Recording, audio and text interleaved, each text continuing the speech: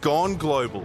If you look at our long-term... Do you accept the planet is heating up? Yes. You're facing now one of the greatest crises you've ever faced. Virtually your entire I follow the country science. is eviscerated by fires. Not at all.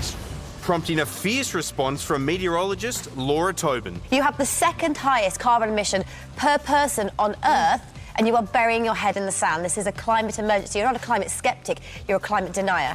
After the exchange, Kelly tweeted, "Oh no, ignorant Pommie weather girl calls me a climate denier." A post he later deleted. Climate change and global warming are real, and Australia right now is showing the entire world just how devastating it is. And for senior politicians in Australia to still pretend there's no connection is absolutely disgraceful. We invited Craig Kelly on, but he declined the offer, and that may be because of this comment from a prominent government minister today. Look, that's just a sideshow. He doesn't represent the views of the government and what he's saying there. And quite frankly, I've got better things to do than worry about what a backbencher goes and says on international TV. Well, Laura Tobin is the ITV weather presenter who took issue with Craig Kelly's response, and we spoke to her a short time ago. Laura, so Craig Kelly says you're just a Pommie weather girl. Can you run through your credentials? I mean, it literally couldn't be further from the truth. Hello and good morning to you from here in the UK.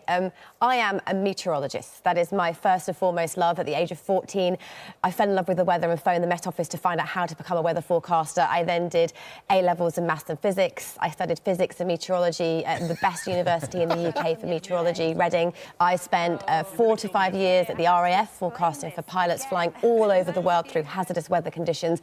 And I spent the last 12 plus years as a broadcast meteorologist at the BBC and ITV, and I've been on a climate course with the World Meteorological Organization recently to find out all the latest facts about climate change. So I am definitely full of knowledge, and I'm certain I know significantly more than he does about the topic. Well, the parliamentary website says that Craig Kelly was an export manager before he went into Parliament for 14 years, whatever that is. But now, the climate change denier himself, Craig Kelly, is not just some backbencher over here. You may not be aware of this. He is actually the chair of the Backbench Committee on Energy and Environment. Does that scare you even more?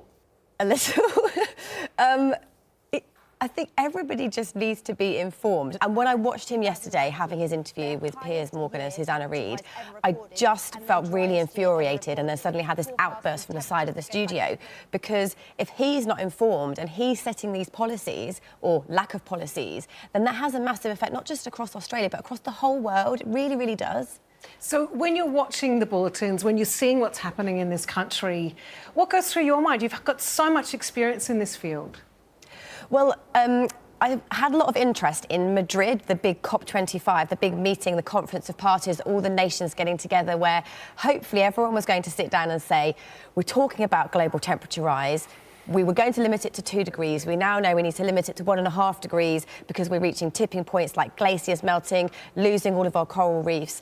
And the people who stopped that, the nation who stopped the signing of that was Australia. I remember reading back at the beginning of December about this while the wildfires were beginning, looking at the fact that if you guys don't sign this article, nobody can move forward, and you're not even going to commit to this new 1.5 degrees.